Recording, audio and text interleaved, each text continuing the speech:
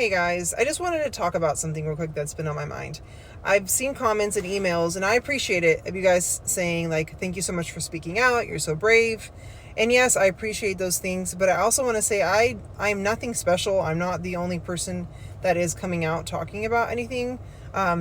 It's taken me years to get here, guys. I haven't always been able to openly speak about something like this, especially not on YouTube, on a public place where my face is shown and the whole world can figure out who I am.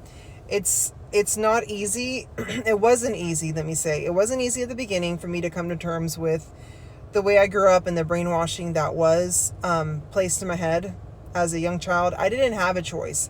I didn't decide, hey, I want to be in this group. I was brought up in it. And it is deep-rooted. It still is deep-rooted. So I just wanted to address that and let you guys know that you are stronger than you think you are. You don't have to be a victim of this group. You don't have to set aside your life and just think, okay, well, this happened to me and this is it. My life is over. For me, this is honestly like me leaving the group was the beginning of my life. This has been the thing that has catapulted me into the success and the happiness that I've actually finally found. And I'm not even going to address the things that I know that the believers in the group still want to say about me. I'm just going to tell you, this is for you. If you're at home watching this video and you are either in the group or you've left the group and you're in the group thinking, am I making the right decision? Am I crazy for thinking this? Or if you're out of the group and you already saw and it's clear in your mind that you were in something that was not serving you well, this video is for you. I'm going to give you guys some tips as to what's helped me. Because just 3 years ago, right, I was married. I had at the time still.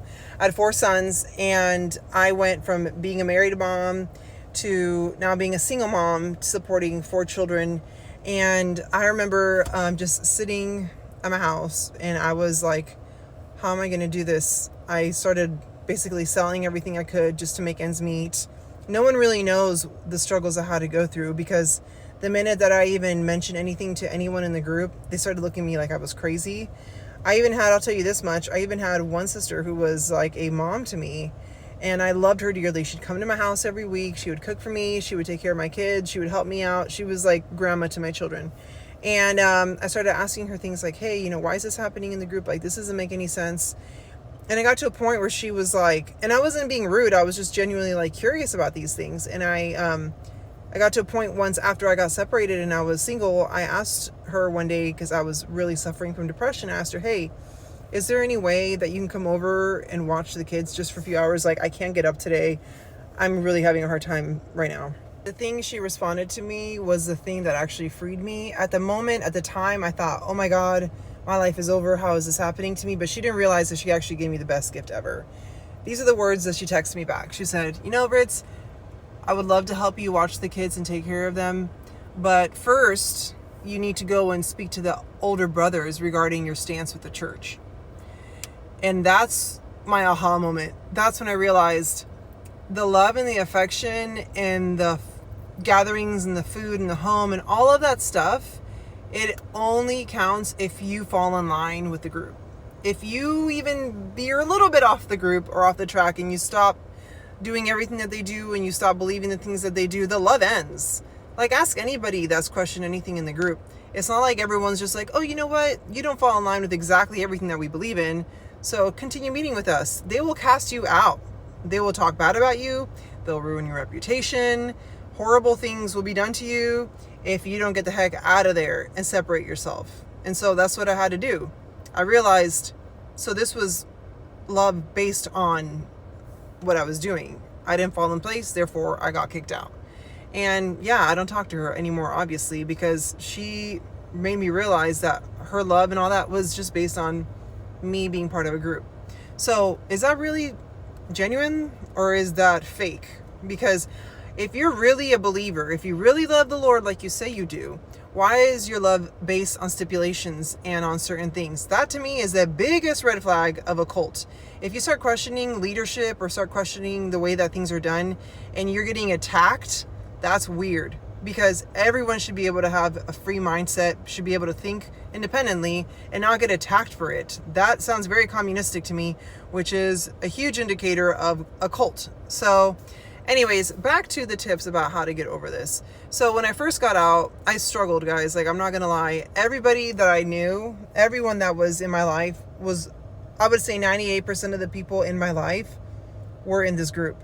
I mean, literally, guys, everyone was in this group. I had to literally cut ties with everybody. Not because I hate anybody, and if you're watching it and you used to hang out with me, you know that that's not how I am. You know that's not my heart. It's not that I wanted to like lose all these people and all these connections. It's just that you can't have one foot in and one foot out with this group. I'm sorry. It just usually doesn't work like that. They will sucker you back into the group, or they'll make you feel bad, or they'll ruin your reputation, or you'll have to read letters to the churches regarding who you are, and they tarnish who you are. And I can name a lot of people who it's happened to. So I know that the people in this group are thinking this, oh, she left because she's offended, because that's one of the number one reasons why people leave the church life. Doesn't that sound like brainwashing and manipulation to you? Okay, so, sorry, I keep getting sidetracked. Okay, so back to tips about how to heal and how to move forward once you leave the group, or if you are on the border of leaving the group. If you're of age and you're not if you're not a minor and stuck in your parents' home and they're in the group, and you're of age, unless someone's holding a gun to your head, you don't have to do anything that anyone wants you to do. You're absolutely a free agent. Go ahead and do your thing. You don't have to do, I understand, like, psychologically, emotionally, it's hard, and those, like, all those restraints. Guys, if I can do it, I was a single mom with 4 sons. If I can leave the group and I can support myself and I can make a whole new life for myself, if you're a single person or if you're a mom, you can do it. Trust me, it was not easy. Literally every single person I knew was in the group, guys, and I was able to leave. Okay, so fast forward, right? So I leave the group. I'm still living in the city where the group is at. So I'm having to restructure my whole life, trying to meet new people, trying to explore new options. Like, okay, what am I going to do? But you know what? One of the biggest downfalls of people that leave this group is they are like, oh my God, I need a community. So they go and run to the next group that they can find. And sometimes they fall into another cult and they don't even realize it. So instead of me looking externally for people and for validation, I said, hey, no, why don't I look internally? See, who am I really without this group? Because my whole identity was trapped within it. Everything about who I thought I was trapped within the beliefs of this group. So my suggestion, number one, is to really analyze yourself and self-analyze and be like, okay, who am I? What do I like? What do I not like? What do I want to do with my life? Take away spirituality aside for a second and just think about who you are as a person. What makes you tick? What makes you happy? If you're suffering from depression because you just left the group and you're having mental health issues because of it, this isn't a time to overanalyze. Do the number one thing that makes you the happiest, that will get you through the day. Just do that. Do the number one thing that makes you happy. If it's quilting, if it's shopping, if it's going to the movies, whatever it is, calling, I don't know, your grandma, whatever it is, do that. And do that a lot. And the number two thing is talk good things to yourself. You always want to be nice to yourself. We were taught in this group to hate ourselves. And I know people are going to say, oh, that's not true. It is true. There's a lot of self-loathing and a lot of negative self-talk because we're made to believe that our self is evil and trash and dung and horrible and it just needs to die and rot. That is not true. I'm sorry. I don't believe that at all. I think that the Bible says that you must love your neighbors as yourselves. So love on yourself. Take care of yourself. Go get pampered. If you can't do that, go for a walk. Talk to yourself nicely. Be like, I love you. You're beautiful. You're amazing. You're strong. Build yourself up. Tearing yourself down message is so bad for yourself. Like, imagine, I know it's not like a blatant thing that they put in front of your face, but imagine if every day, and I don't have to imagine because this was my mindset for a long time up until recently. Every day I would talk badly about myself. Oh, you're weak. Oh, you're sad. Oh, you're pathetic. Oh, Guys, that doesn't create any positive results in your life. I am sorry. You can be the number one Christian or have read the Bible 30 times, but if you hate yourself, nothing good's going to come out of that. Nothing good is going to come out of hating yourself. Please make me think otherwise, because I think it's just the most ridiculous message. Okay, so next. So love on yourself, right? So talk positively to yourself. I personally like to go on YouTube and listen to positive affirmations. It works for me. I do it every single day because I'm trying to reprogram my mind. Our minds can literally be reprogrammed. We're not lost causes. We can change all of those little neurons in there, and we can reprogram our minds to be more positive, to think things positively and have a positive outlook on life. Another thing is, and I know a lot of people like to do this, they just say, give it to the Lord. Just give it to the Lord, hands off, and they're done. Guys, it's not just like, God isn't like some Santa Claus. It's just like, oh, you know what? Here it is. I'm going to take care of it. You have to do the work too. It doesn't work like that. If you have a problem and you say, okay, I'm just going to give it to the Lord, my negativity, I'm just going to give it to the Lord. Okay, he obviously you need to do something too. So work with him and work on it and fix that thing. Okay, it's not just like magical powers. Like, everyone likes to just sit back and be like, oh, just pray and just give it to the Lord. I'm sorry, but you have to do the work. It's not that easy. If you really want to change the way you think, because I know how ingrained this thinking is, you absolutely have to do the work, and you have to reprogram your mind. You have to start thinking positively. You have to start looking at things a different way, because obviously the way you've been thinking hasn't been working for you, because you're only getting negative results. So that's another thing I wanted to say. Also, get with like-minded people. If you are surrounded with negative people who aren't going anywhere in life and always want to just indulge in negative things, you're going to be creating that cycle for you. You're constantly going to be creating negative outcomes, and you're not going to be going anywhere. Get away from all the naysayers. Get away from the people that are just down on your energy. If you are in this group and you're struggling already, don't get with another sister or another friend that's also down. That doesn't help. You need to get with people that are going to lift you up. I do remember this one analogy in the group that they would say, and it kind of applies to everything. They were saying, it's easier for a person, let's say there's a person standing on a chair, and there's a person on the floor. The person on the floor can pull the person on the chair down easier than the person on the chair can lift the person from the floor up. And that applies to everything. And I like that analogy because it applies to real life.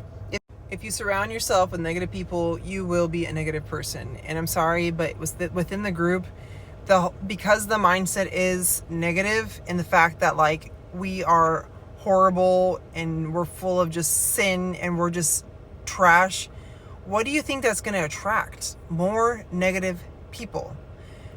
I am not saying that everybody in the group is horrible and evil. Honestly, my heart goes out because they don't understand the negative environment that they're in. I remember very clearly sitting in the meetings, this happened to me several times, looking around, and I would hear the words of the songs, and the songs supposedly were uplifting, but people's faces looked depressed. And yeah, sometimes people would be happy and stuff, but for the most part, I didn't see a whole lot of happy people in the group. Anyways, I hope that this is somehow encouraging to some people out there. I am still considering the podcast thing. I know that I talked about it. I wanted to do it. I'm just trying to figure out whether it's going to be more beneficial or if it's going to be more negative. So I don't want to continually perpetuate a cycle of negativity and keep people in that victim mentality. I want to encourage you guys. I want to give you the tools to get out of this cycle and move on to the next chapter of your life, which, again, the message is, if you leave the church life, if you leave the ark, you are doomed to damnation. I am living proof that that's not true. Myself and several others who have left have just a perfectly fine life, and nothing horrible has happened to us. That is fear mongering, and that is another manipulative tactic to keep you within the group. Anything that's like, oh, if this happens, this will happen, that's manipulation. It's just like an abusive relationship. If you're in an abusive relationship and someone's telling you, oh, if you leave me, you're never going to find anybody else, that's not very nice. That's manipulating. That's the same thing the church is doing, guys. Anyways, I need to get back to some things, but please comment below and just tell me if you guys would like me to do the podcast or not, because I'm just going back and forth on it. I do have several people that I need to talk to about it that have offered to share their stories. I just want to make sure that I'm not, perpetuating the negative environment that I was already in. I want this to be a positive platform. I want to bring awareness, and I want to bring positivity, and I want to give real life tools and assistance to those of you that need it, because we don't need any more of this sad stuff. We need positive things that will help us move forward with life. So yeah, please comment below and let me know. Thanks, guys.